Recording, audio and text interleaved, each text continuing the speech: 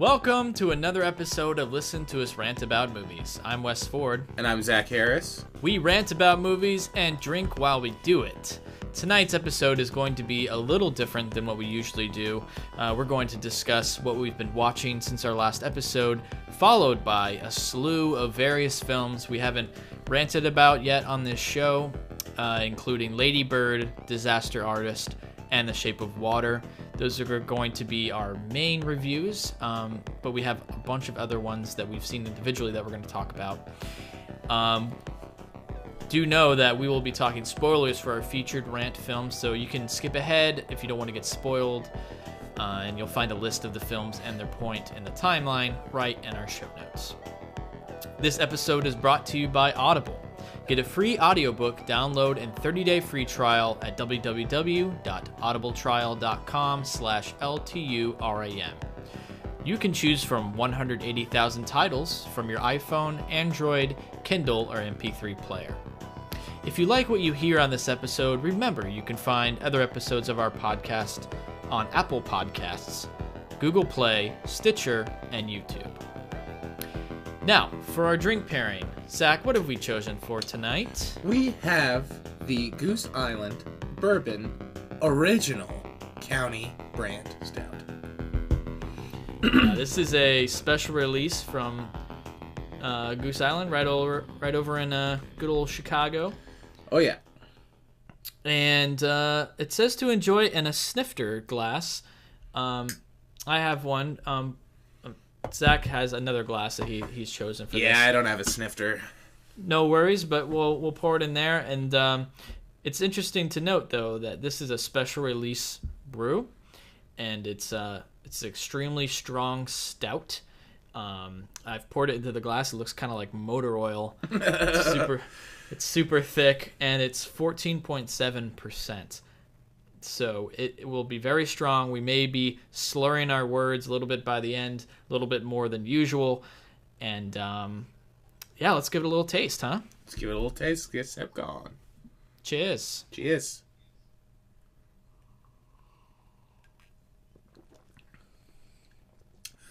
Whew.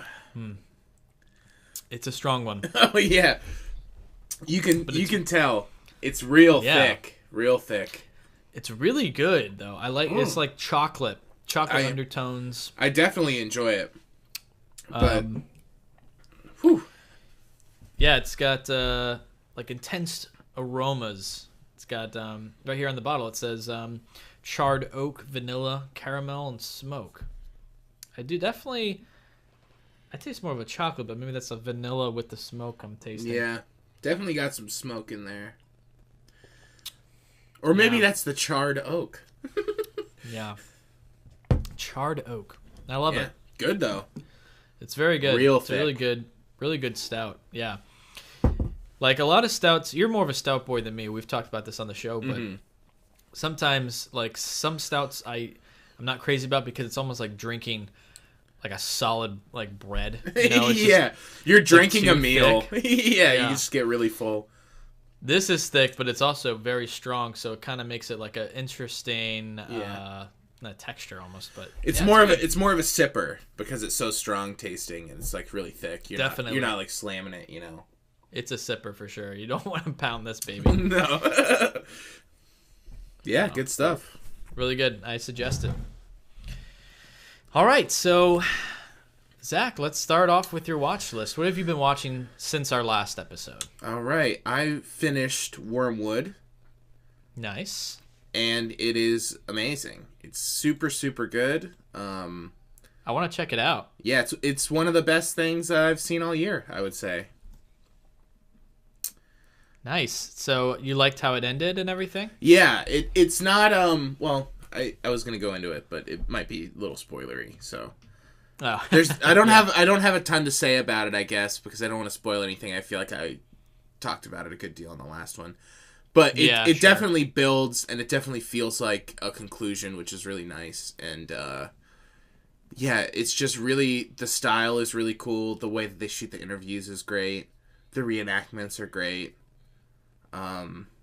Just a really great little experimental sort of doc structure thing. Because I've never seen one that goes like so far into the recreations. Maybe they're out there, but you know. Oh, is it more of like a documentary style? I didn't realize that. Well, there's interviews with you know, like old footage and stuff, but then there's also they're cross-cutting between the old footage and like news clippings and this footage that they shot with like actors that like looks like a narrative film. So it's almost like the Thin Red Line, or the Thin Blue Line rather, sorry, that he did, but like pushed farther, where there's like it's like a full scene that you watch, but then you'll see in the Thin Blue Line you see it, and then you see it a little while later from the new perspective, and then again and again. And this, it's more, since it's spread over a longer period of time, sometimes you see like the whole scene, but it's like reconstructed in a different way, and like different stuff happens. But it's like between like the distance of like hours, you know, which makes it interesting. And yeah, it's super good. It's fantastic. And definitely is on the list for me. Yeah, it's only 6 episodes too, so it's a pretty easy, you know. Oh, really? Yeah, 6 episodes, 40 minutes That's each. not bad. So it's pretty easy to, you know, conquer. Yeah, that's not bad. Yeah, goes down smooth, you know. Nice. Yeah, it's amazing. And then or what were you got a couple that, well, I was gonna say you got a couple that you've had a new experience in your life. Yeah. Now you've joined a club. Finally in the 4K club. I'm a UHD baby. Welcome to the club. I went a little crazy yesterday. I went and picked up the player. Went a little crazy. I was like, I'll get like 2-3 things, and then it's just like, I don't know. Yeah, right. I get this. I get that. I can get this. It's just like, yeah, got quite the stack. But you know, now I'm set up for a while, and yeah, last night I put on a bunch of them just for like 10 minutes or so each, just to check them out. Yeah, checked out Blade Runner.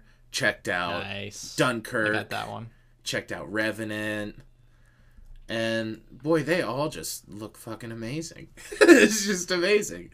Dude, it's 4K, and especially HDR. It just it really is worth the money. It's so nice. It's so good. Yeah. It's so beyond anything else you'll see anywhere else, you know. Yeah. It's literally a better copy of the movie than you'll see in the theaters, because what they're usually given in theaters is literally a digital file, right? And it's more of a compressed file, but then they project that version. But what you're getting on a UHD Blu-ray, which a lot of people don't like understand, is like you're getting the highest quality version of that film. So there's got to be some though that look better in the theater, like The Revenant, really. You know what I mean? Like if it's like a digital IMAX. Sorry, I dropped some. Yeah, but I mean, you also have the sound better in the theater and all that. Yeah, yeah. But the actual file itself on the UHD Blu-ray, it's a higher, like the bit rate is like much higher than that's crazy. That in like a theater. Yeah. Well, I'm certainly fucking loving it. It's fucking amazing. Also took a little look at Starship Troopers, which looked really good. Did it? Transfer, yeah. But nice. we christened it with Dracula last night, Bram Stoker's Dracula. How'd that look? Fucking amazing. I hadn't seen it in a really long time either. It looks insanely good.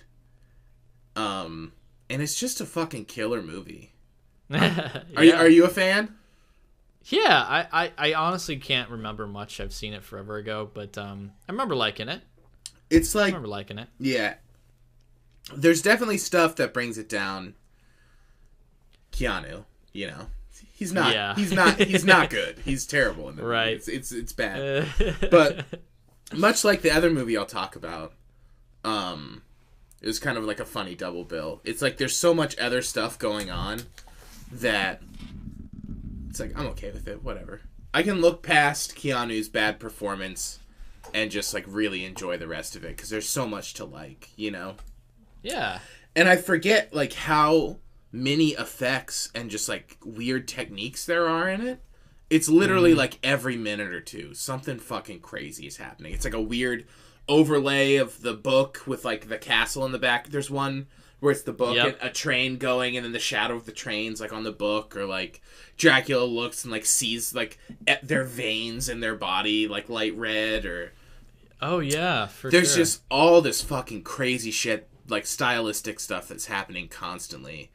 That it just makes it so it's fun in that way. It's like a fun version of Dracula, but not like a fun like action version, but like a fun like technique style version, you know, where it's just like so much style in it that it's just super enjoyable. And the UHD, the transfer on it, good transfer. Oh, it looks amazing, especially because the Blu-ray was an early one. Like it was one of the first ones I remember getting when I got Blu-ray. And the transfer's it's just stinky. It's just no good. Man. So it looks fantastic. I would definitely recommend picking it up. Very good. And then you just finished one more. Right? Literally just now finished Valerian. How was it, man? I'm curious to see it. It was good, and I definitely... Really? Yeah, I liked it. I definitely went out and bought the UHD of it and watched it. But well, honestly, I mean, even without seeing it, it seems like a movie that would like look really good in UHD. Oh, it looks amazing. And there's definitely the thing of like they spent more time on certain characters, or like certain textures on the aliens are hard, but the main race of aliens in the movie, like when it starts, I was like blown away by how good the effects were. They are really, really good. And cool. There's certain times throughout the movie, and especially one character in particular, that is like, ugh, you know? You're like, man, this is like really like a cartoon right now. But it kind of plays that up a little bit, and it looks amazing. And I will say, like I was saying, it kind of paired well in a double feature with Dracula, because Dane DeHaan is not very good in it. And he's not good in it? Yeah, it kind of brings it down a little bit. And I wasn't crazy about the actress. I don't know. I can't remember her name, but she wasn't like bad, but she wasn't great. The performances were just kind of like whatever. But Cara Delevingne. Okay, yeah. I believe her name is. Mm-hmm. Yeah. But they don't bring it down enough that it like ruins it. It just kind of it has the classic thing of the setup is really good, and I was loving it for 90 minutes, and then it's like 2 hours and 15 minutes, and then by the end you're like, all right, you know, I get it. I think I'm ready. But there's some pretty bad scores. Yeah. It's really weird. So I understand. But you liked it. I liked it, yeah. I thought it was fun. Like, in terms of, like, a big budget sci-fi movie that just came out, it's a good one, I thought. I'm definitely curious to check it out, at least for the sci-fi element of, you know, seeing something original sci-fi. I'm curious. Yeah, there's lots of cool stuff. The design is great on everything. All the sets are amazing. There's some cool sort of like unexplained rituals and sort of technology that's fun. Clive Owen is in it? Yeah. I'm just seeing him on the poster. I did not realize that. I forgot. That's kind of amazing. And then he shows up, and I was like, oh, yeah, Clive Owen. And Rihanna. I forgot about Rihanna, too. She's in it. Oh, yeah. That's kind of incredible. Yeah. Clive Owen's not in it a ton, but... Sure. I don't know. I thought it was worth watching, and I also was not upset that I bought it. Like, I feel like if I had seen it, I probably would have bought it anyway to see how it looked on the TV. You think it's worth the blind buy? It was for me. Yeah. But you know, I don't want to make that call for you, but I thought it was worth it. I'll definitely check it out somehow, and I'll if anything, I'll stream it in 4K, and we'll see. But it was impressive though. I like there was some sequences that were really, really cool, and not quite like something I had seen before, which is nice. So even though it has its faults, I really enjoyed it. Awesome, man. Well, speaking of 4K, I recently got myself a Christmas present. I decided to go ahead and splurge on the Christopher Nolan 4K collection. Nice, nice, nice. Whoo, buddy! I was super excited to get this. It actually is a very cool collection. It's like a big box. It comes with one thick, basically Blu-ray pack. Comes with all the 4K films. Yeah, and then you have two separate, just regular Blu-ray sets of all the bonus features. Nice. And the movies and regular Blu-ray as well. So it's cool. It gives you that too. And I popped in a lot of the movies just to check out the transfer. Yeah. Some of them I was a little disappointed in. Again, I can't really judge the whole film, but like ones like Batman Begins, I was like, it just looked like a regular Blu-ray. I was expecting more of like a 4K look. I mean, it looks fine, but it doesn't look like, oh my god, HDR 4K, you know. And all of them were that for the most part. I thought probably the best looking two were Inception. Looked really good. Had a really good transfer. It looked really nice and crisp. And Dunkirk looked great. Well. I popped in Dunkirk and I watched like the first 10-15 minutes last night. Yeah. And that looked pretty good. Holy shit, does it look good. Like, yeah. If I hadn't just watched it again in theaters, I did recently. I would probably watch that, but I'll wait. I'm gonna watch it the whole thing, with 4K HDR. But I also watched Interstellar, and there were times where it didn't look the greatest, and I think that maybe the low lighting, kind of film grain look on the low lighting scenes in the beginning kind of were like too grainy. But the space shots looked amazing. Nice. You could clearly like see the super wide space shots where like the ship is going by Saturn and stuff. Like, looked amazing. So that one was good, pretty good too. So nice. I think the only one I didn't pop in was well, now I can't remember. There was one I didn't pop in. Anyways.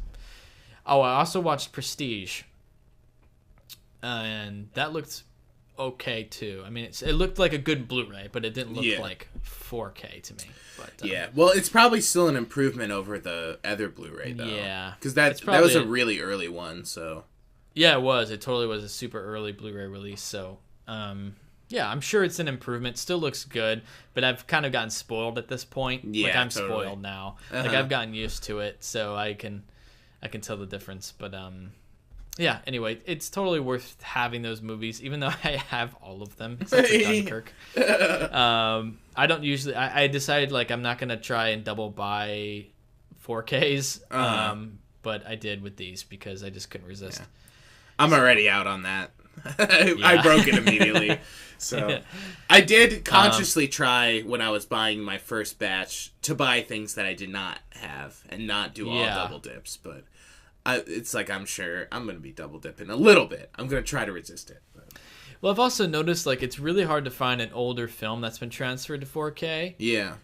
To have that as enjoyable as like a new film that came out. Yeah. And then that's in 4K. Like, it looks so much better. I mean, because of the technology. Yeah. It's not anything against the older films. It's just they didn't have that kind of technology. And you're taking something that was shot to be, on like a 4:3 screen a lot of the time and transferring it to this amazing format. It doesn't exactly translate as the same as like Valerian does. You know what I mean?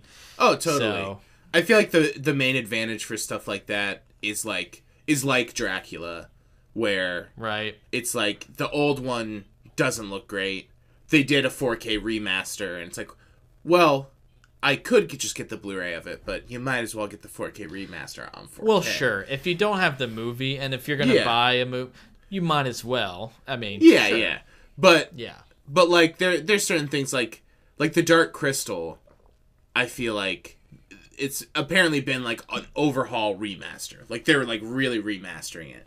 And see, that's the difference. Yeah, that's exactly. Like, a lot if of they're them really going out and like trying to remaster it. Sure, yeah, pick it up. It's gonna look great. But a lot of them are just like gonna be ported over. Like here it is on a UHD disc, and I feel like it's not the same thing. For sure. There's a lot of films that are kind of, they're just like blown up to put on a 4K disc and here you go, instead of like trying to remaster it. That's a big difference. Like I noticed with Blade Runner, they did remaster that, and that looks really, really good. And they also remastered E.T., and I talked to you about this. I texted you a couple times about this, but I bought E.T. because I couldn't resist. It's one of my favorite films of all time, but totally, that one didn't quite hold up. Like everything looks amazing except for like the special effects, which they clearly put in post. Like those effects stick out like a sore thumb because they're like super crisp, and it's just like it was never meant to be like that. It's nothing against the film. It's just doesn't quite transfer to like this higher format, you know. So because it's just, I'm assuming it's the special edition version. That's the 4K. It actually wasn't. It wasn't it's the not? special edition. Ooh, interesting. They actually took the original film. None of that flashlight or CGET shit. It's the original film on 4K. That's good. So I was happy to get that. Shit. Maybe I'll have to look into that. Buddy. Gonna have be scopeandblu-ray.com tonight, read some reviews, you know what I mean? It comes with a lot of cool special features. Comes with a CD of the soundtrack. Nice. And comes with a collectible booklet, which is pretty cool. Oh, yeah. So they didn't just give you the movie. They put some effort into it. Yeah, totally. Yeah. It was like, all right, totally worth getting that. Yeah. Oh, I scoped it. Yeah. I was scoping it last night. Yeah. It's like maybe next round, you know. I'll get it eventually though. I can't hold off on that one for too long. For sure. Another movie I watched recently. I watched in 4K on Netflix. Yeah. On Netflix streaming, the film Bright, starring Will Smith. This movie, if some people who know me might know that I am really into fantasy. I play Dungeons and Dragons. I've always been like a fantasy type of nerd. So that is literally the only reason why I watched this movie, because I was curious to see how it would handle the fantasy element. Yeah. Because it has orcs and elves and it has to deal with magic or whatever. But in today's modern society in Los Angeles with cops, like kind of a cool premise. Yeah. Check it out. Will Smith. Let's see. Yeah. Not a good movie. Not a good movie. I've heard pretty unanimously bad things about it. Yeah. Not a good movie. It definitely had some great moments. Like there are times where to be honest, I did go into it expecting it to be kind of bad. I did hear bad things, so I was expecting it to be bad. Because of that, there were some things that I was surprised by. There were some things that like actually worked for the film. One of them being Joel Edgerton's performance and Noomi Rapace, I think how you say her name. I'm not sure. I know who you're talking about, though. But you know what I'm talking about? Yeah. They had great performances. Like, they were awesome.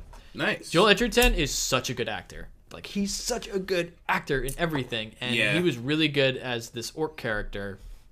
Like, even, like, just, like, his eyes and the little cues he gives to express emotion. Like, so good. Will Smith, and I blame the script for this, was not good. And I can't say it's his performance. It's the character they wrote for him. Mm-hmm. He was just... They tried to have some lines in there that were supposed to be quote-unquote charming, but it just didn't work. Like, he just came off like a super big asshole, really mean, not likable at all. And I was really turned off by that. Like, he's the main character, and then you're supposed to root for him. Near the end, something happens, and just... He's the dick. I don't care. So, about the script, too, like, it just wasn't a very original fantasy story. It's something that's... It's like it's a fantasy story has very basic premise about a bunch of characters who are looped into a prophecy to be fulfilled, and they fight a bunch of guys and then come out on the end with having learned something, basically. Yeah. And it's super unoriginal, not clever at all, and I was really disappointed by that, because... It's a bummer. It's just kind of a bummer. I've seen it before. So you already have this like concept, and you can't just like make a movie based on like this kind of cool concept. Like you have to go a little further, make the script interesting, and do something like original with like the fantasy genre. Yeah, it just didn't do that. So that's kind of disappointing.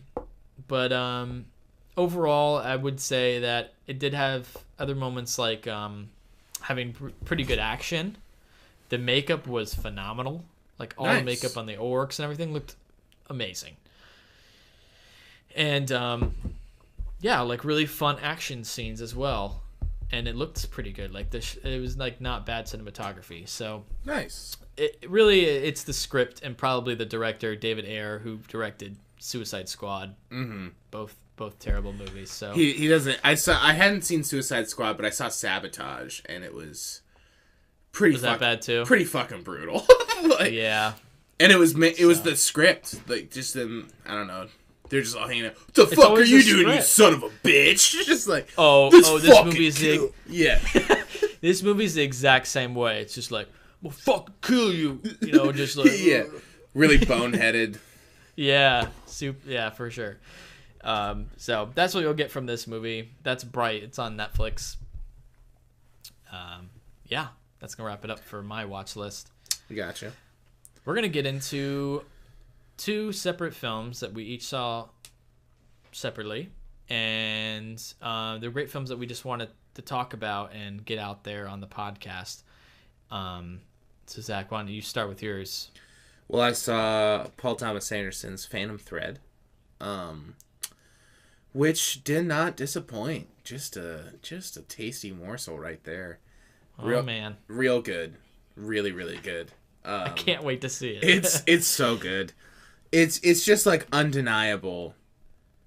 The craft of his movies, like he's just so good. He's a master. Yeah, he's a master, truly. And I don't know. I don't want to say much about it because I don't want to spoil anything. But it has a really interesting tone. It's very mysterious the whole time, and you're kind of always wondering what's going to happen. But it's constantly kind of subverting what you think is going to happen in a certain way. It goes, I guess, like the directions the story goes aren't necessarily what you expect. And they also skip over certain things that you think would be a big thing. Yeah. Which is interesting. It felt like it was 30 minutes long. Like it absolutely flew by. Yeah. Which was really surprising. Yeah, because it was a pretty long movie, but the pacing was great. I was like, wow, yeah, I guess it's over, you know, fair enough. But like it's paced really, really well. Him as his own cinematographer, just killing it. Just fucking killing it. Oh man. It's one of his best looking movies. It looks incredible. Really? Yeah. The sets are great. The performances are great. One of the best, if not the best, score of the year. The score was absolutely amazing. Oh my god. Just can't. I'm raving. I can't stop raving. It's That's fantastic. Awesome. It's so good. And like I said, I don't want to go into the narrative stuff too much because it's not a mystery movie. Like it's not a mystery, but there's just like this like mood about it. Because I didn't really know anything about like what happens in the story. It's like, okay, I guess it's about this relationship, which it is, but yeah, it's just I don't know. You gotta see it ASAP. I know. How are the performances? They're fantastic, especially who's the actress? I'm gonna look her up. You have to look it up. I don't So think I've seen her in anything before. Didn't think I had seen her in anything before either, and she is amazing.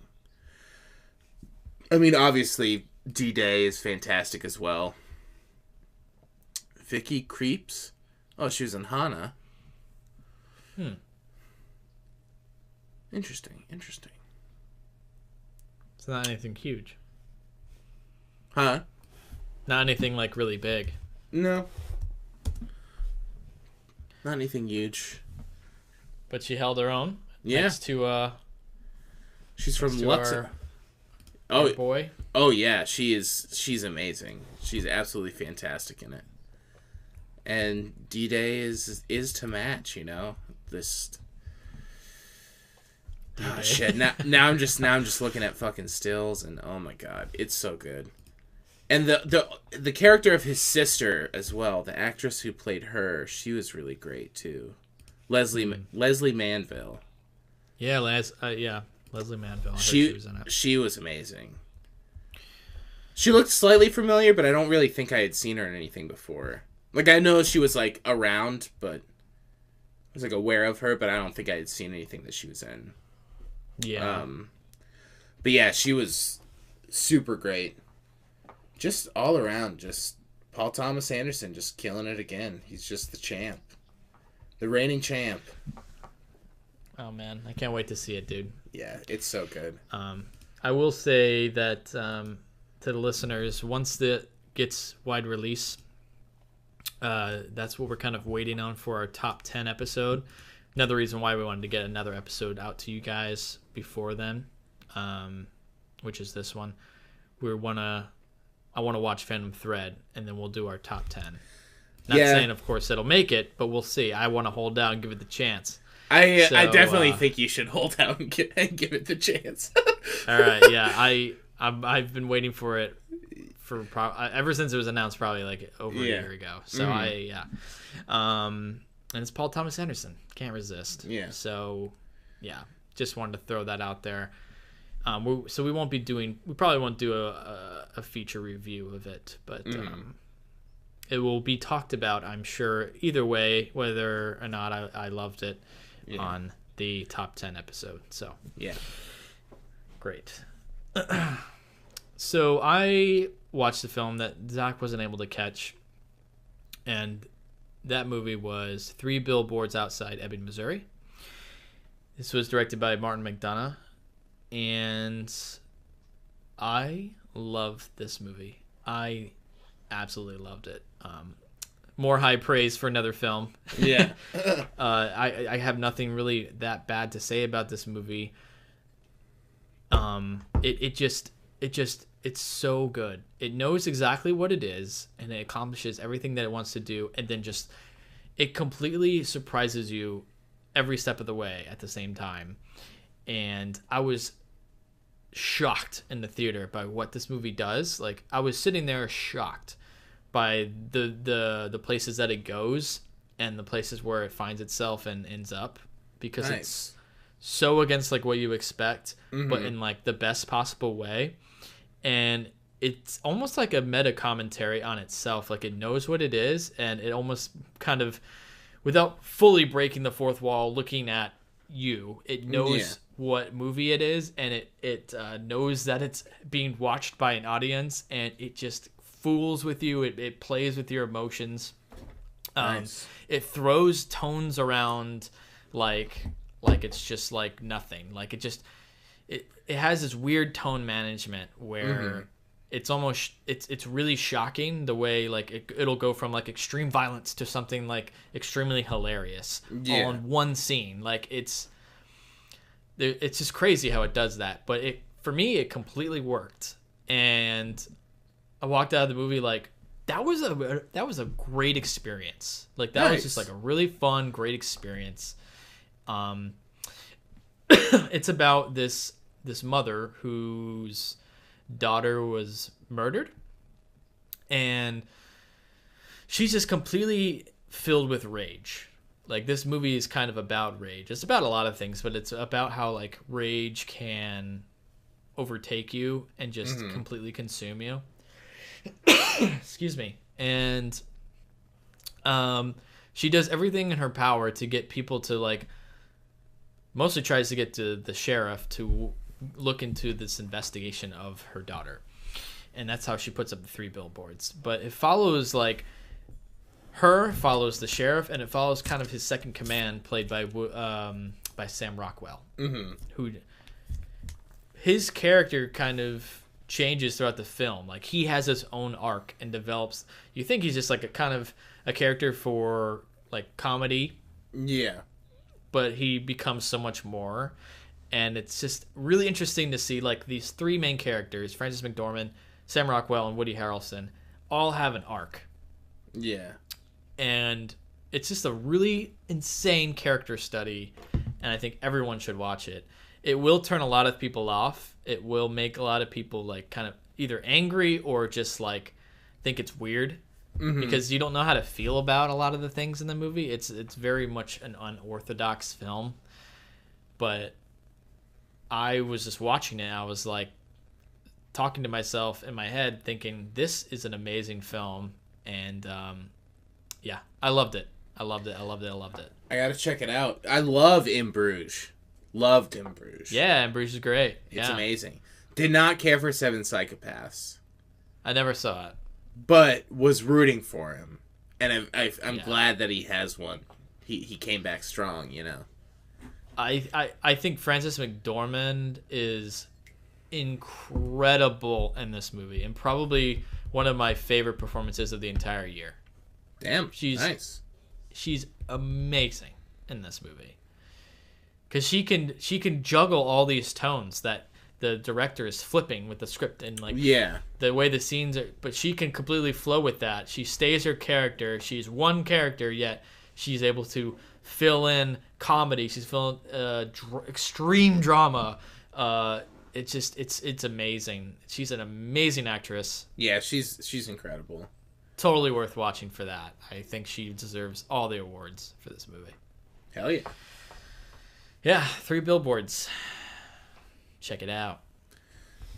I got to see it. Gotta check it, man. You gotta check it before our top 10. Oh, it's on my list for sure. You have to. I'm serious. Yeah. Okay, so before we get on to our featured rant films, I do just want to mention a special deal for our listeners, Zach. Ooh, a special deal. I don't know if you knew, but for the listeners of the Listen to Us Rant About Movies podcast, Audible is offering a free audiobook download with a free 30-day trial to give you the opportunity to check out this amazing service that they have, right? Hell yeah. It's pretty amazing. You can go to www.audibletrial.com/LTURAM. That stands for Listen to Us Rant About Movies, if you didn't know. You go there and you sign up for a free 30-day trial. You can cancel it at any time, and you get a free audiobook that you can keep forever. And that's an amazing deal. It will help you out because you get a free audiobook. You can listen on the road or whatever. There's so many good books on there, and it helps us out too. So if you want to help us out and you get a free book in return, the best thing to do is to go to www.audibletrial.com/LTURAM for your free audiobook. All right, so let's move on to our featured rant films. We're going to start it off with Lady Bird, starting right now. I want to go where culture is, like How New in the York, world did I raise such a or at least snob? Connecticut or New Hampshire, where writers live in the Get woods. into those schools anyway. Mom, You can't even pass your driver's test. because you wouldn't let me practice The way enough. that you work, or the way that you don't work, you're not even worth state tuition, Christine. My name is Lady Bird. Well, actually, it's not, and it's ridiculous. Call me because your Lady name Bird is like Christine. you said you would. You should just go to City College. You know, with your work ethic, just go to City College and then to jail, and then back to City College, and then maybe you'd learn to pull yourself up and not expect everybody to do everything. I'm just going to go ahead and say it from the top. I'll repeat myself and say that we will be spoiling Lady Bird. We're going to be spoiling Disaster Artist and then Shape of Water as well. So you can skip ahead to these films if you've seen them and whatnot. But about Lady Bird, I saw this film. It feels like maybe a few weeks for me. Mm-hmm. And Zach, what'd you think? What'd you think of Lady Bird? I thought it was great. It seems like there's not much to not like about it. You know what I mean? Yeah. It's a very likable movie, which I think is why it's doing so good. And it's great. It's really good. The performances are great. It's well written, well directed, good pace. Looks good. Yeah. I agree. It takes like the type of film that we've seen before, like the kind of girl coming of age film, comedy type. We've seen it many times, but I feel like this is like the best form of that type of movie. You know what I mean? Yeah, totally. Like has these amazing performances. It has just great comedy with great drama and really amazing script, right? Like just it's a great script, and Greta has proven herself a great director. I know, first time being a director for a film. This is quite a send off. Totally, as a debut. Like, good for Greta Gerwig. She's amazing. Is this the first thing she did? Or did she have some... Because I know... She technically co-directed a film. Okay, yeah. Because I know she was part of the whole Mumblecore thing. So I was like, well... Yeah. You know what I mean? I just didn't know. Yeah. She co-directed a feature film before, but this is her first feature film solo. Okay, cool. And one that she wrote and directed by herself. Yeah, totally. So, and she's written stuff before. But, yeah, I think it was just a fantastic film. Clearly somewhat autobiographical elements in there, you know, but it was greatly performed by such great performances by like Saoirse Ronan, the main character, Laurie Metcalf, Tracy Letts. Yeah, loved Tracy Letts in it. He was really good. Yeah, he was great. And Laurie Metcalf played the mom, right? She was the mom. Yeah. Yeah, she was amazing. And Lucas Hedges is like finding himself in like everything good.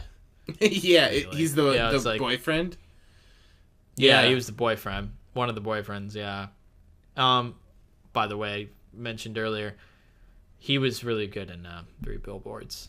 Oh, yeah, he's in 3 Billboards. He was in that too. Yeah, he was in that too. But yeah, I mean, it's just like a great movie, man. It has so much going for it, and I'm kind of disappointed that Greta Gerwig didn't get the Golden Globe nomination. Yeah, it's pretty lame. Best Director or anything like that. Like, come on, you know? Yeah, she's awesome. Just always rooting for Greta. Yeah, for sure. But since we can talk spoilers, is there anything you want to like talk about specific? Like, I mean, I kind of thought like Lucas Hedges, that whole like reveal, with him and like him going up to her and outside the restaurant or whatever. Yeah, like him kind of crying on her shoulder and stuff. Like that was so good. It was really well done. Yeah. Yeah, the reveal of that, and then how she's just kind of helps him out. She understands. Like, yeah. Right. Yeah, that was really good. And the joke of the crossing out of the name on the wall is really funny. Yeah. For sure. Yeah, that was really good. Yeah. Like having the names of the boys. That was really funny. Adds like such good personality to it. I really liked the friend character. Julie, I think her name is. Yeah. She was awesome. Did you know that's Jonah Hill's sister? Oh, really? Yeah. That's crazy. Yeah. She did a good job. Yeah, she's awesome. I thought she was great. Man, Jonah Hill's sister. I guess I can see it now that I'm like on her IMDb. Right? Damn, that's wild. Yeah, pretty funny. Yeah, I thought she was great. I really liked her character and their dynamic and like the sort of classic, but the thing of her, hanging out with like the cool kids or whatever, and Yeah, for sure. Then that dynamic and it coming back at the end and them kind of like reconnecting was really great. I like this movie too because I feel like even though obviously I wasn't a girl going through these types of problems or anything else like of this nature, I can still relate to a lot of the film, like oh, definitely. I can relate to, the popular kid thing, having your own friends and like rebelling against parents and it's just like such a fucking crazy time in life. I think a lot of people can relate to a lot of the things that she feels and like goes through. Oh, definitely. That's what makes it like so good. Like that's why everyone can enjoy it. That's definitely a big strength of it. It's just like, it's like we're not, we weren't teenage girls, but it's a very relatable movie and very relatable, really well written, well directed as well, but just a really good script. And I liked the sense of time in it and the passage of time and like the way really you could almost tell. Or I don't know if there were, but there were like certain scenes that were really short where you just kind of like catch a glimpse of a moment and you think it's the start of a new scene and then it just cuts away and like that's it. And it's like, I don't know if that came out of the movie being long and trimming scenes and then holding on to these moments of what there was in the script or if that was the way it was constructed. But I feel like that gave it a really good feel of like the passage of time and almost like just memories. There was some cool editing going on there that I really enjoyed. Oh yeah, really good editing. Yeah, for sure. Yeah, it had a really good pace. I can't wait to watch it again. It's such like a fun, enjoyable film to put in and just like watch because it's so funny, and it's almost like you feel for the mom too, who's incredible. She's amazing. Definitely, she's great. Which I feel for her too. Go ahead. I didn't recognize her from much, except for Tim and Eric's Bedtime Stories. That's what I remembered her from. Yeah. She was in the John C. Reilly episode, but now looking at her page, she's been in a lot. Yeah, she's done like a lot of smaller stuff. Yeah. She's really good, though. She gave the performance of a lifetime, dude. Like, she was so good. Yeah, she was fantastic. She's so, and it's funny because that's how like Lucas Hedges describes her, right? She's like, she's so warm yet so intense, and like Saoirse Ronan's like, how can she be both? But she is. She is that character and is able to be extremely intense and like just like that mom figure that's just like calm down, Yeah, totally. But also like so warm and loving at the same time. She just like wants the best for her, and that's just such a hard balance to act, and good for her. It's a really incredible performance. Definitely. And like Saoirse Ronan's character, Lady Bird, is like such an asshole through a lot of the movie, right? Yeah, but But at the same time, it's like that's that age. She's young. Yeah. She's like 16. She's a fucking kid. She doesn't know anything. Yeah, totally. But there are times where you're just like, she is extremely like kind of a dick. Yeah. And there are other times where she redeems herself, and you find that in that time, it's like that's how it was, and it totally captures that time in life, I think, really well. Better than like most films like get coming of age films try to do. Definitely. It's the best one that I've seen in quite a while. Like, coming of age movie. Because it feels very honest, which is I think that just the best quality about it. For sure, it's just very honest. It does. Yeah.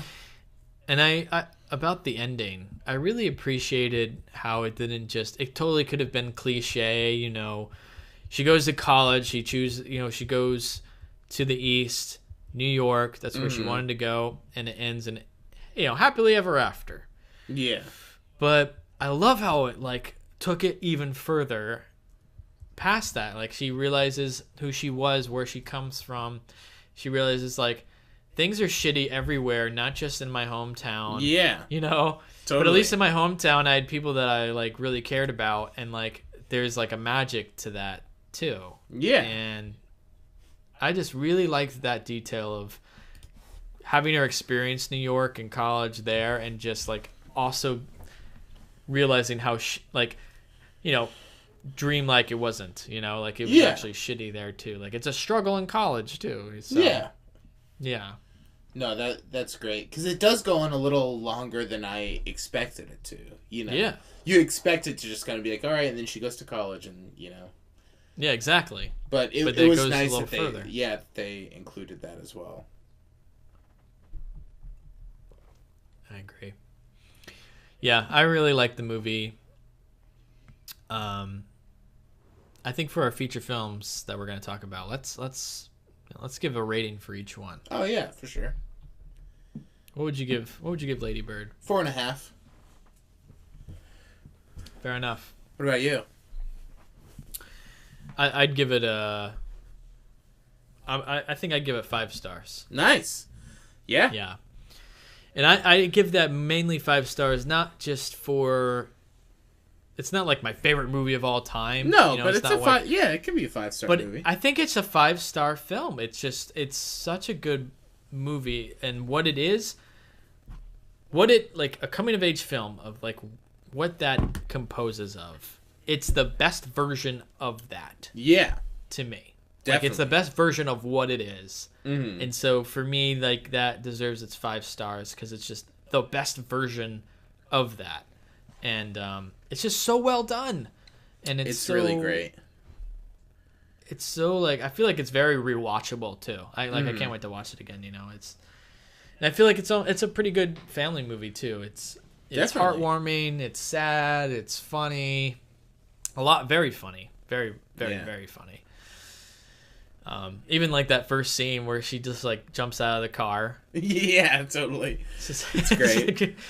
It totally sets it up like this is a comedy right here. And I think I had read that some people didn't understand that, like walked out thinking like I don't get what the big deal is. It's not that funny. It's like, what are you talking about? This is a I don't know. I thought it was really funny. Hilarious. In that first scene, she jumps out of the car. What do you fucking expect? Like this is setting it up to be a comedy. So I don't get that at all. But no. Also loved the scene where they're eating the crackers, the like communion crackers. Oh yeah, that part is so good. Yeah, it's great. That part is so good. Yeah. I loved that. Yeah. They're just like chilling eating the communion crackers. Yeah. That was fantastic. Amazing. Yeah. Yeah, that part was awesome. Like such a good little like best friend moment right there. Too. Yeah, totally. Like it just captures that age and time like so well. Just a lot of great snippets, and it does. I feel like to a certain extent, it does almost feel like memories, not in an overpowering way, but just like subtly the editing, the way it's done. Yeah, I agree. It feels very familiar, even though I've never lived that life ever. Yeah. Even though that's not my life at all, there are things that I can relate to, and I think everyone can relate to, even from the parents' perspective. Totally. And I just want to say one more thing about was it Tracy Letts, the father? Yeah. He was great. Yeah, he's awesome. I love Tracy Letts. He's a great actor and a great writer. And I just loved how he was just like such a sweet father in this movie. Mm-hmm. I don't know, he was just.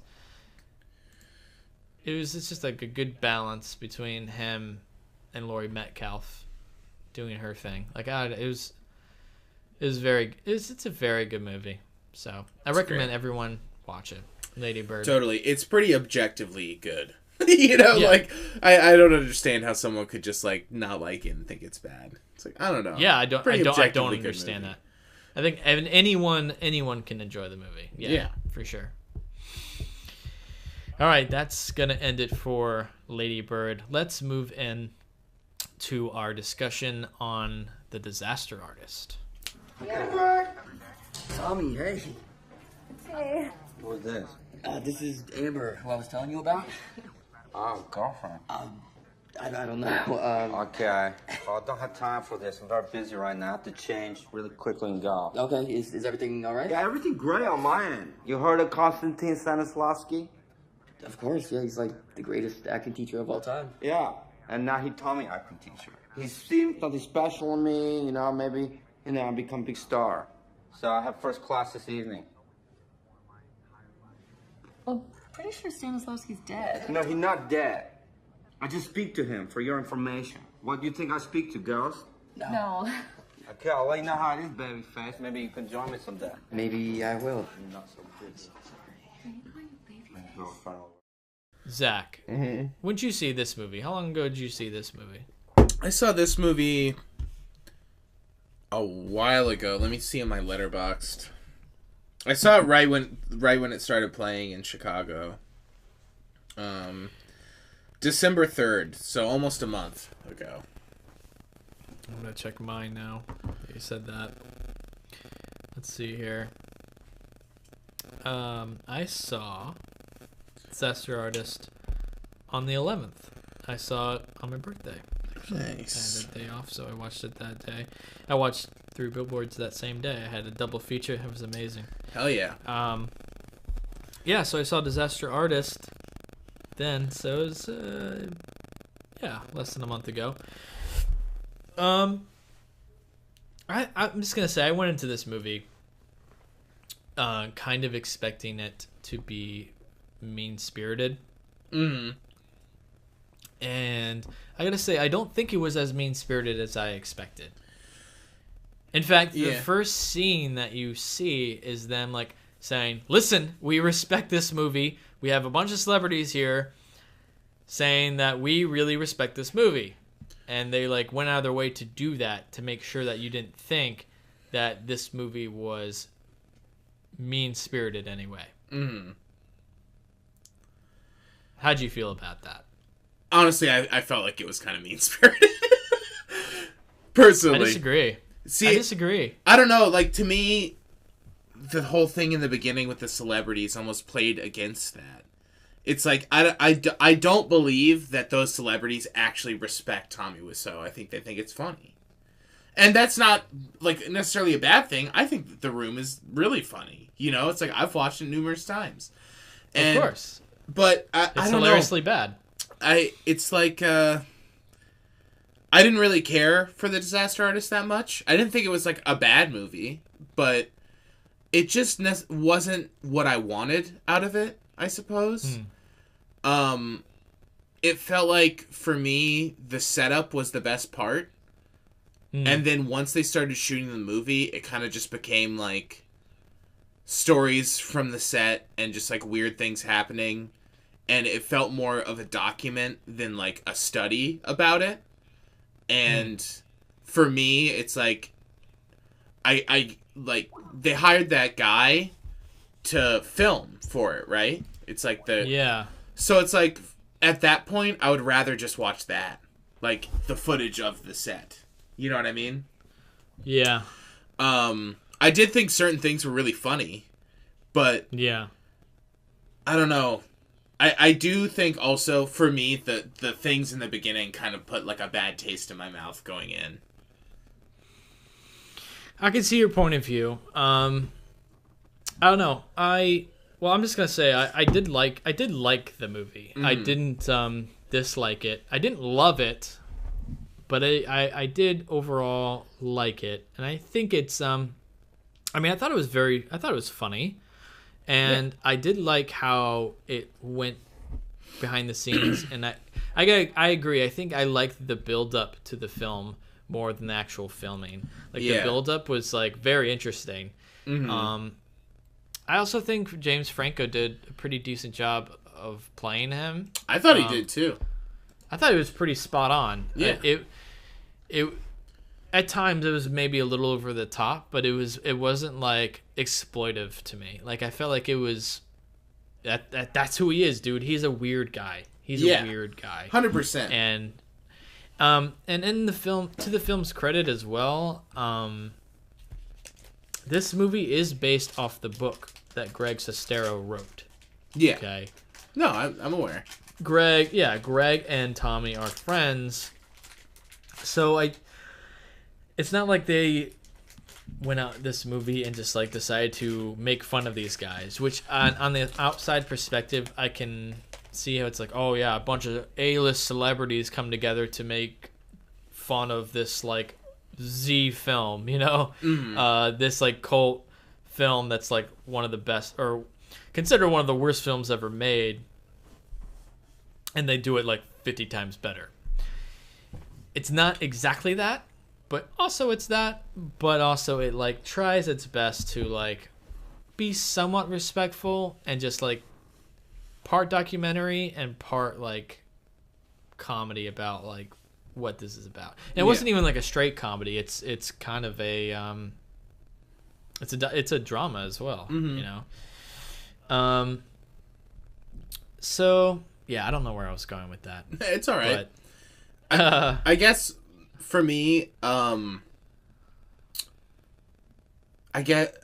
just wished, and I understand that it almost can't without making stuff up or embellishing. Yeah. But I wanted it to get into, like, him more. You know? It felt like he was kind of like, they still, like, upholded him as kind of this, like, enigma sort of weird, you know what I mean? But we don't know anything about him. Well, that's the thing. But I'm aware, know. But to me, at that point, it's like, well, I guess I didn't come out of the movie knowing anything more than I knew when I went into it, really. Emotionally. You know what I mean? Yeah. So it's like, I mean, yeah. In the long run, I guess it's not as mean-spirited as I thought it was going to be, but it still kind of was. And I was hoping, I guess it was the movie that I thought it would be, but I was hoping for it to be something different. What were you expecting out of the movie? Well, James Franco, his movies are so fucking weird. You know what I mean? And I felt like it was very just like a conventional movie about a making of a movie in a way. You thought it'd be more weird.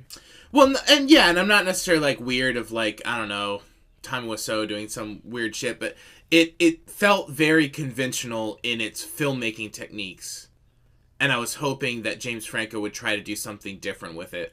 And not necessarily take liberties with what happened, but like take a little more of his own stance than the book. And I haven't read the book, but I would assume that it stays pretty close, being that it's more of a document of like what happened when they were making it, and not like an impression of this person. You know what I mean?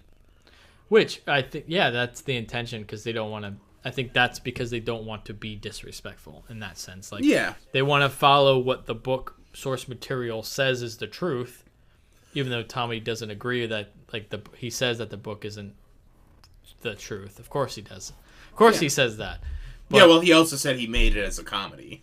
Like, yeah, exactly. That's what I mean. Like, you can't really trust anything he says, but it's following the book, and that's all it has. So yeah, it's a weird kind of, almost like a dramatization of real events. Yeah, in a way. Yeah, I guess I was just kind of hoping for it to be more about just like the attempt at making art, and sometimes you just fail. You know what I mean? It's like their hearts were in it. They tried. They were really trying to make something good, and in the movie it feels like no one's really catching on until it's too late that, like, is this thing gonna fucking suck? You know what I mean? Like, when everyone's going into it, everyone's hoping that it's gonna be good. And they're genuinely trying to make something good. Yeah. So then to treat that as sort of just, like, a joke at times, it just kind of felt like, for me, I just, like, didn't need it. I guess I just, like, didn't need the movie to, like, it didn't justify itself existing as much. For me.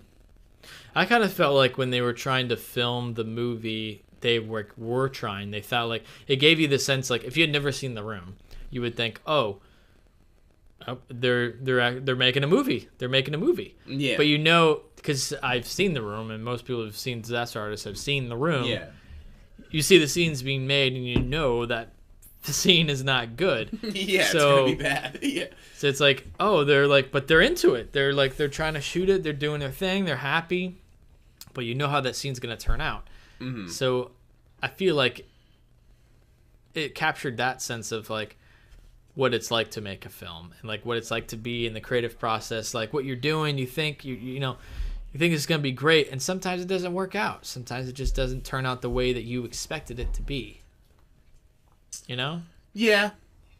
I guess. I mean, when it comes down to it, it's about like the creative process, and I suppose, but I felt like trying. It didn't really dig into anything though. You know what I mean? Yeah. And then you're right. And then the end at the premiere, it's like I understand you can't take liberties with someone that's real, like a real person and still alive in a story that happened. So I get that the movie couldn't have been like a weird impressionistic like version of Tommy Wiseau's life. Yeah. But at the same time, it's like, do you really think that scene when they are at the premiere like really happened like that? No. Yeah, it didn't happen like that at all. No, it was probably a devastating night that was terrible. You know what I mean? No, I agree. And I feel like there's something to be said about that, and even maybe like continuing the movie past that and making it could have been longer and like been more honest. But like it just felt like it just felt weird and off to me. You know? No, I agree. I agree with that. The ending is very weird in how it shifts it to like be like, hey, happy ending, you know? Yeah. Where it's like these people clearly know that they're laughing at this movie. They're hysterically laughing and like making fun of it. This is terrible. And then it just like shifts and it's like, look, they're laughing. They're having a great time. That means it's a good thing. Yeah, it's like people like it even though it's a big piece of shit. And he's like, oh, I guess I can make a big piece of shit. And people like it, you know? It's a forced happy ending. Yeah. That shift is so dramatic and so strange. Mm-hmm. It's just, it doesn't, I don't think it works. But like, I feel like they could have gone the route that like, okay, well, my movie isn't good, but I made a movie. You know what I mean? Because that's still an accomplishment. But well, I think he does kind of. It feels kind of undermined though by the weird sort of like forced endearing aspect of that scene. To me, I don't know. Well, I think in the end, I had a good experience watching it. I mean, honestly. I mean, in a way I was disappointed, but in a way I wasn't because I did expect it to be just like going into it was like, oh wow, this movie's probably just gonna straight up make fun of them. Yeah. And it didn't make fun of them. It like shows like these odd people trying to do like a creative thing, and it kind of goes into more of a universal aspect too that you and I can relate to of trying to make a film and going into that and how exciting that is and like creating something, and then sometimes it just doesn't work out in the way that you intended. And the backlash of that. So I don't know, it's interesting.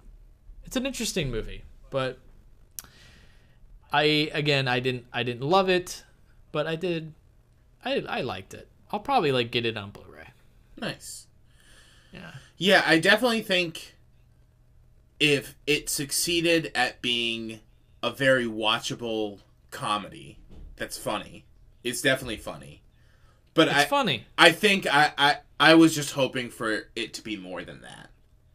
Yeah. And it was like the trailers. It's a little and sad stuff, too. It's a little sad, but I feel like I was looking for more of like using him to just like explore creativity and trying to make something, and maybe like your art isn't good, but does that mean that it's not worth making? You know what I mean? It's like you should still attempt to make it.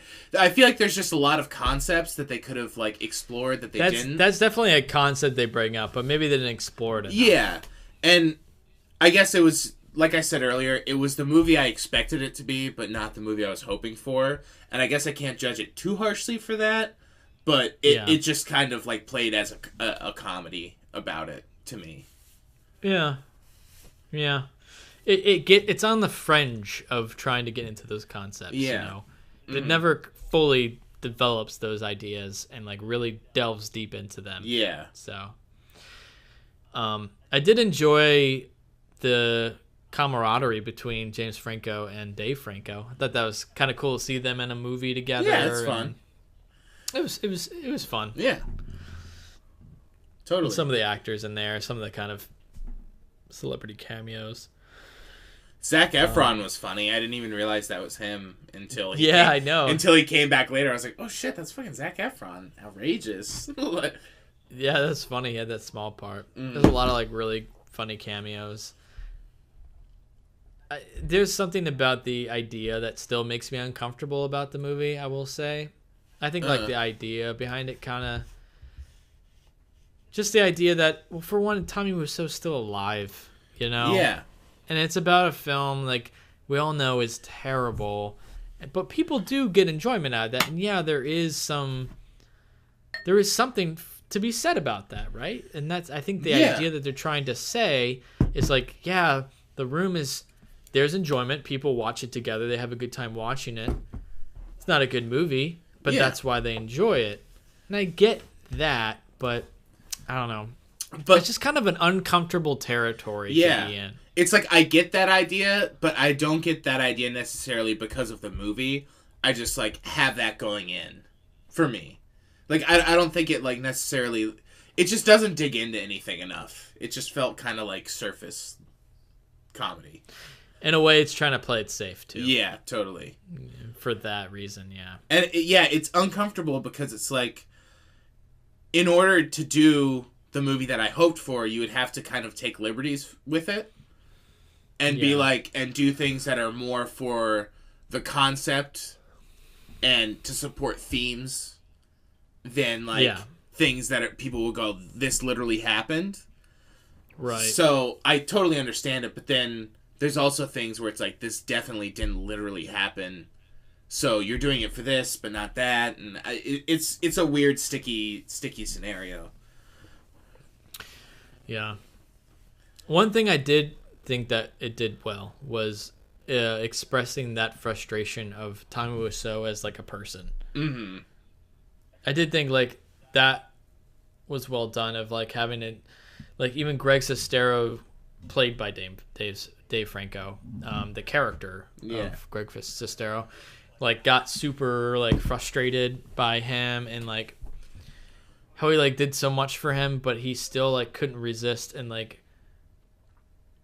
kind of crumbling behind his own persona, you know, his own made up persona, and like putting things back on the set. And it's it has some really interesting things about it, especially if you've known the room and you've like, I mean, you understand who he is. But yeah, I don't know, you're right, it has some really interesting concepts, but in the end it's not a great film. It doesn't achieve greatness to think what it tries to do. Mm-hmm. In the end, it ends up kind of playing it safe. And that's probably because, again, Tommy Wiseau is alive, and Greg Sestero actually dipped his hand into this film. Like, he had some involvement, and so did Tommy. He understands.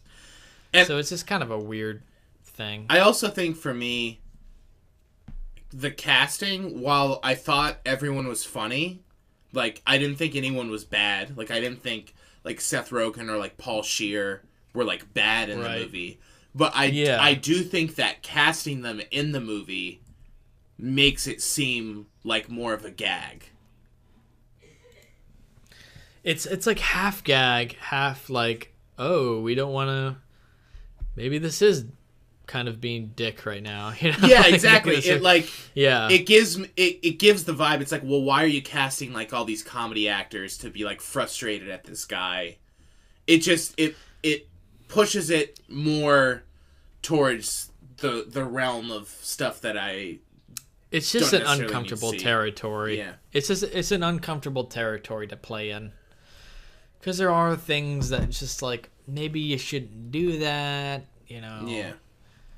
But also, it's funny because we know it's completely terrible. Yeah. But also, the guy's there. You know, you don't want to destroy him. You know, totally. You feel bad for him. Yeah. And it's like, I laughed quite a bit. The scene. Yeah, I laughed a lot. I think the funniest scene in the whole movie was where he pulled up to pick up Greg for the first time. And he's like, you hang out with kids? He's like, bring football. Like, bring it with us. You know?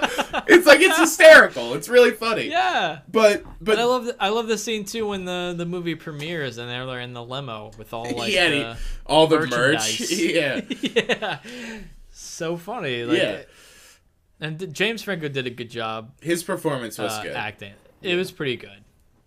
They actually like, if you look closely, like, I'm sure you noticed, like, but they like had makeup on his cheeks to make him more like Tommy. You know? Yeah, it looked like he had like a weird square jaw, and yeah, the jawline and stuff. Like, it's interesting.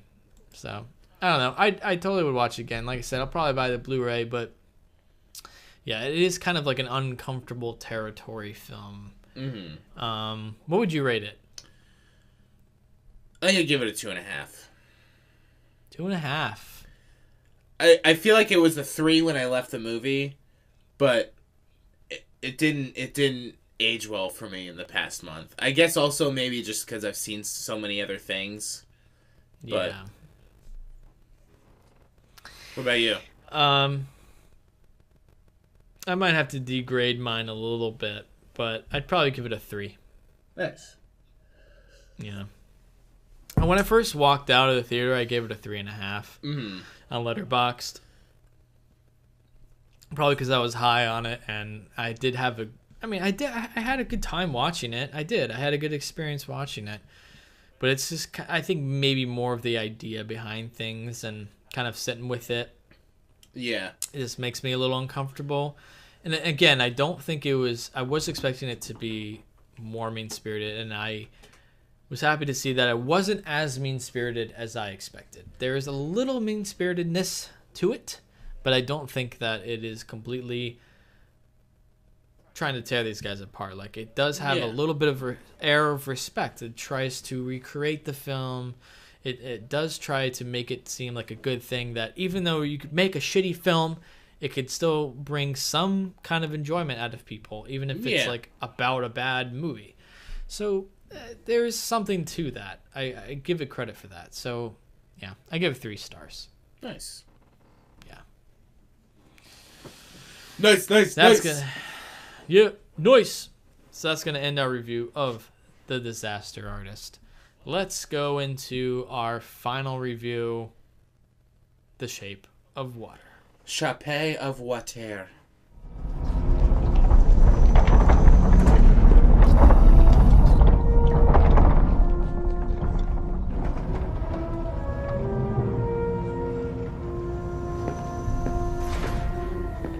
How was your trip? Fine. Who's security here? Just one moment, please. Security. Who's security? Welcome to T4, sir. Yes, sir. I am Fleming, head of security, and if there are questions you have or concerns, you can follow me.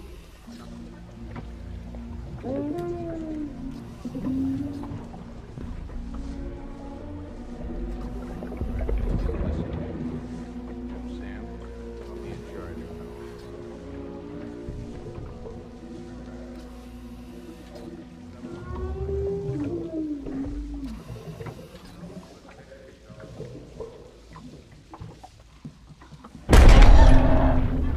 Get them out. Now we move the cylinder into the compressor. Bring it here. So I saw this movie 1 week ago. Nice. I saw it at the Enzion. So it's probably the most fresh of the films that we've talked about tonight. Yeah, I think I saw it on the 9th, December 9th. Been a little longer, but not bad. That was a bit. Yeah, kind of a bit ago. What do you think? What do you think of Shape of Water, man? I thought it was really good. Just like really enjoyable. I was a little worried, I must say. Just a little worried that it would be a little too like wrapped up in a bow, cutesy, put a button on it type thing. Sure. But I thought it was just a solid movie. I think there's a lot of things that I could nitpick about it, but in the end, just the enjoyment of it and just like it as entertainment value, it was great. It was super enjoyable. Didn't overstay its welcome. It looked good. The performances were good. The writing was good. Just a solid movie. I agree. I thought the movie was fantastic. Yeah. Really, really, really enjoyed The Shape of Water. Like I even thought like while I was watching it, even before I got to the halfway point, I was like, wow, this is like really well made. Like the editing and everything felt like sharp. Like it felt like a good movie. Yeah. You know, like when you're watching a movie and you like know like, oh, this is well made right now. Yeah. And like it had a good pace. It had like the editing was like sharp. Writing was sharp. Really good movie. I do think that probably near the end point, I was like, it kind of hit a point where I was like, really like. Like, not that I hated it. I just thought it hit a point where Guillermo like couldn't help himself on some things. Like, just like, oh, come on, stop! Like, you're on a right track. Just get back was on there that. anything like, specific that you're talking about? You know, I'm probably a thick beer in right now, yeah, and I'm also a week removed. But I think. I can't think of anything specific, but it was kind of like around the point where it's like the romance was hot and heavy already. Yeah. It wasn't that bothered me, but it was like that was going on, and then like just like I guess them living in the house and like I don't remember the exact. Was it the black and white musical dance sequence? That was the start of it. I did hear that there was like a dance number in it, so that didn't surprise me. Mm-hmm. Otherwise, that probably would have thrown me off because I was expecting that part. But I don't know. There was like I can't remember right now, but there was one scene that kind of was like the flip point in the movie. I was like, oh, come on, stop! You know, like oh, this movie is like on the verge of just like complete greatness. But in the end, I think in the end, like I was okay with everything. I was okay with the movie. In the end, I really, really liked the movie. And there was just a couple moments where it was just like he couldn't help himself. Of like, yeah, it just didn't fit the flow of the film. Like it had this almost like this perfect flow throughout the whole film. Mm-hmm. It gets a little hairy towards the end. It gets hairy, and then he disturbs that flow. Yeah. And then that's why it feels uncomfortable. That's why it feels off. But if that flow had just like kept going, it'd be a perfect movie. It's like they spend it's pretty fantastic until they break him out. Although there's one thing that I'll get to later. But yeah. And then once they get him out, I feel like it starts spending a lot of time with Michael's stool barge or whatever. And not that any of that stuff is bad. But and then it's like their life in the apartment and like his relationship with whoever and like him eating the cat and like it's none of this is bad, but it does feel a little off balance. You know what I mean? In terms of it just hits a point if you're scaling the movie like in all its parts, it's a little off weight. You know what I mean? For sure. Like it's hard to describe, but. Yeah, that's probably the best way to say it. For me, I would have rather that time's been spent, because one of my bigger problems with the movie, or gripes, is that I didn't feel like they spent enough time establishing the relationship. Like, I could have watched her sneaking in and just, like, having, like, more somber, quiet scenes of her interacting early on with the creature, you know? I felt like it was just... There was like a scene or two and then a montage, and now it's like I gotta get this guy out of here. But I felt like it needed that time. It kind of brushed over the beginnings of their relationship, which was kind of a bummer for me. Yeah, I'm listening. But that would probably be my biggest problem with it.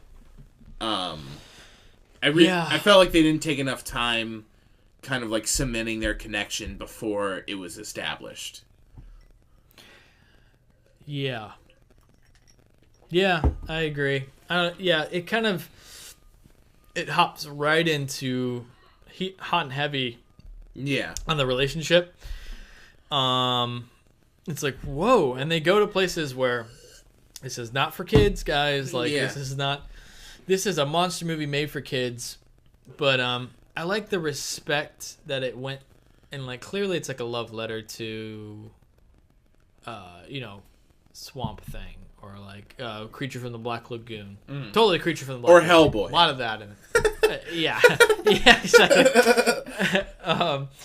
No, but like it has some great elements like that, and I like how it like kind of lives in that world. Yeah, like the Cold War era. I love that. Totally. But yeah, the romance between the amphibian man, I believe they call him, played by Doug Jones. Doug Jones. the Amphibian Man and Sally Hawkins goes a little too fast. I just like it's a little too quick. It jumps from like flirtatious friendliness to we're a couple, you know. Yeah.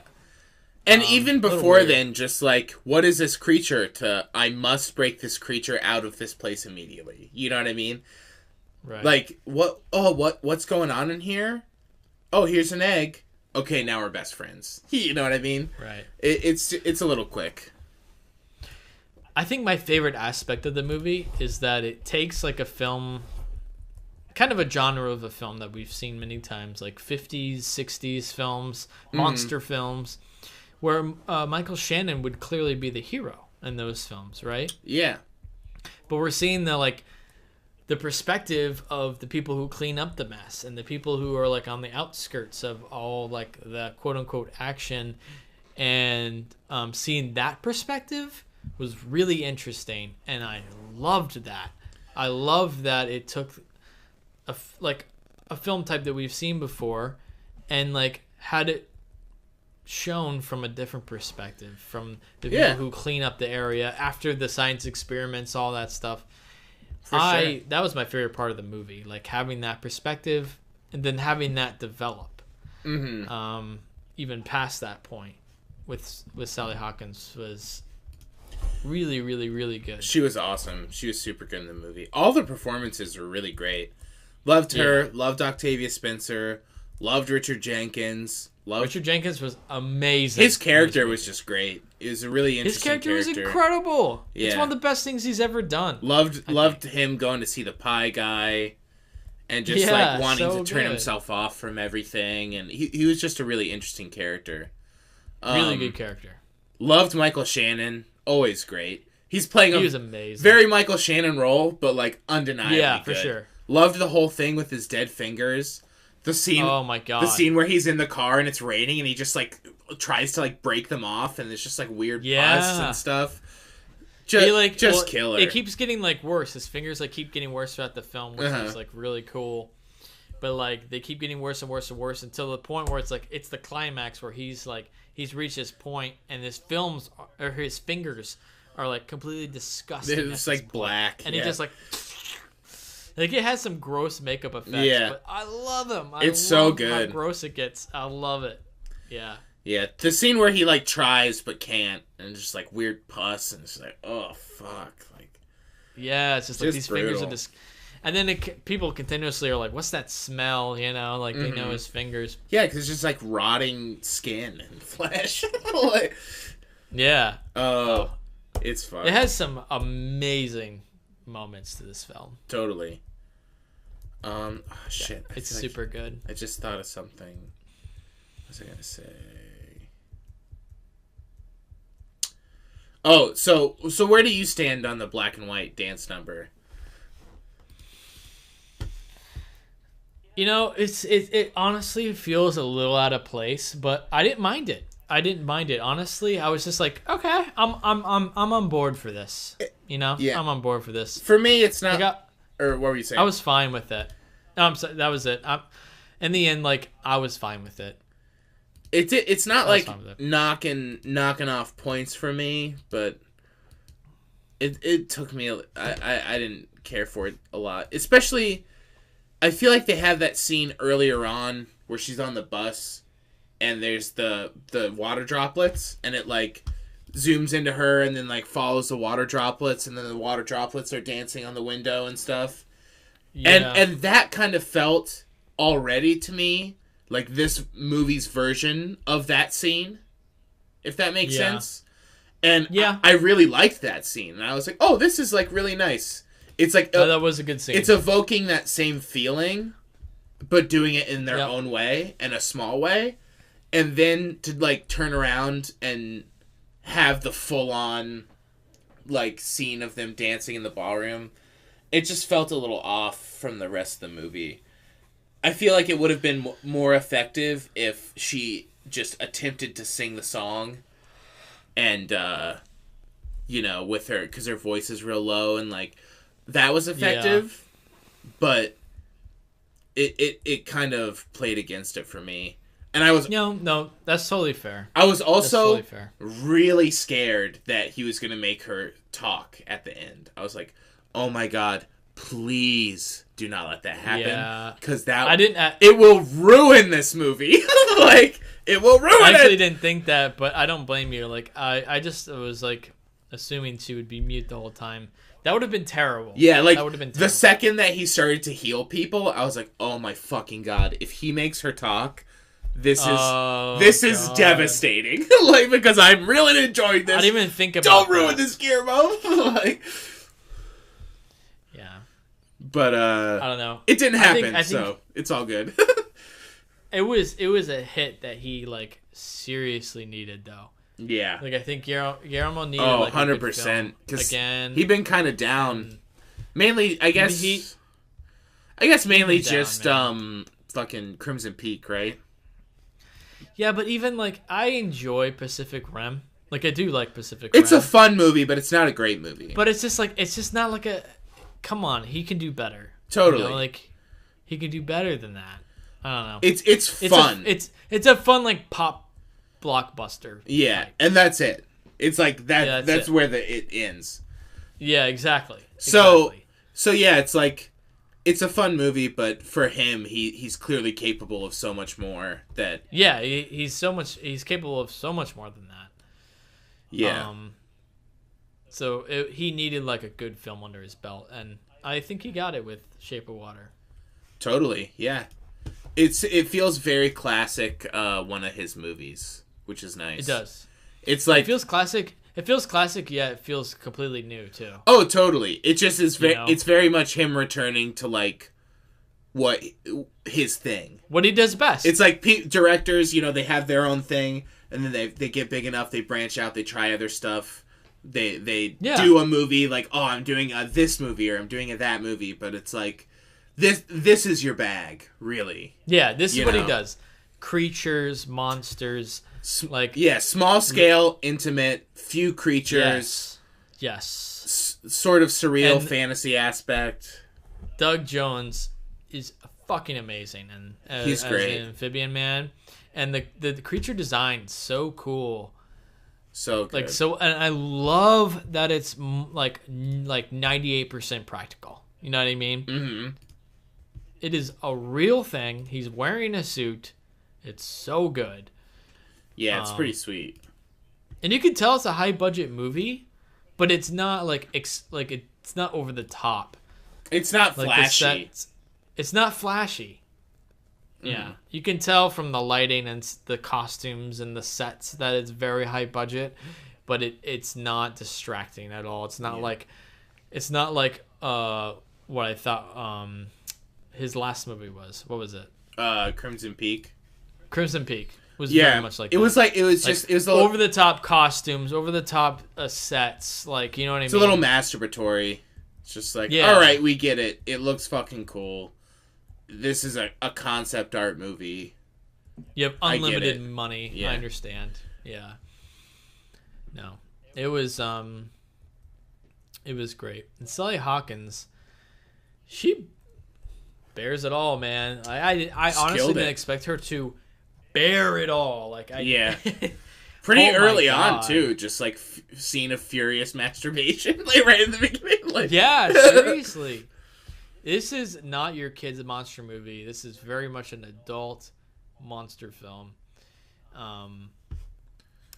Yeah, I thought it was fantastic. Yeah, it just real solid. Not many complaints.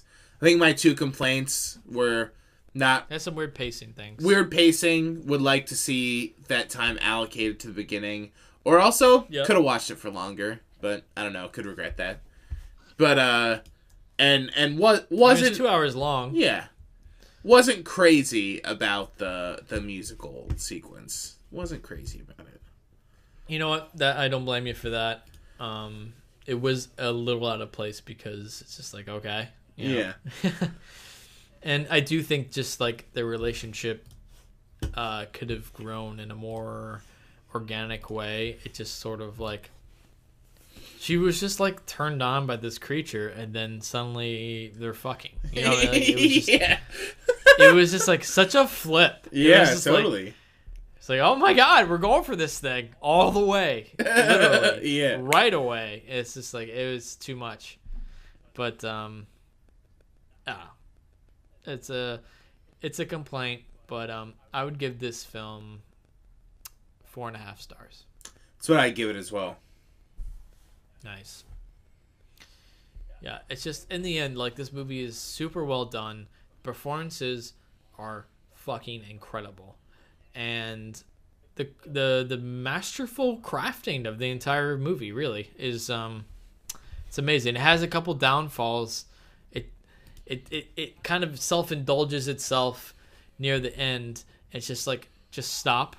You're almost there, and it can't help itself but self-indulge and get into things that it doesn't need to get into. Totally. And then continues. But if it had just kept going, just stay simple. Don't go crazy. Don't get overindulgent. Would have been a perfect film, in my opinion. Yeah, definitely his best in a while, and that's it's really all you can ask for, you know. Yep. But yeah, solid one. Yep, I agree. Very good movie. Definitely will buy that one. Oh yeah. Oh yeah.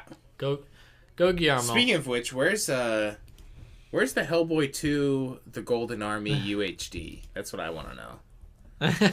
Where's that at? Does that exist? Where's that? Who's got that? Where's that? When's that coming out, you know? Come on. Well, I think that's going to wrap it up for The Shape of Water and the rest of our films. As always, you can find other episodes of this podcast on iTunes or Apple Podcasts, Google Play, Stitcher, YouTube. You can follow us on Facebook and Twitter. If you enjoy the show, please consider leaving us a review on iTunes. Every rating brings us to more listeners. You can email us at listentousrant@movies@gmail.com. Thank you to our producer, Sean Pierce. You're the best. You too can be a producer and or supporter of this podcast by visiting our Patreon page and becoming a monthly subscriber for as little as $1 a month. Visit www.patreon.com/LTURAM podcast. Zach? Wes. It's a great podcast. Yeah, man. I'm glad that we were able to talk about some of these films that we've been holding back on. And for sure. I can't wait for our next episode. We're going to be talking about our top 10 films of the year. I'm excited. Some of these might be in there. We'll see. Yeah, we'll see. I don't know. We'll Who's see, to say? Who's to say? You know? We'll see. Who's to say? I don't have a preliminary list. I don't know yet. I might have. You don't? No, I totally have a preliminary list. I totally have a list. Yeah. I totally have a list right now. We'll see how Phantom Thread fits in. Yeah, for sure. All right, man. Good talking to you. All right, good talking to you, man.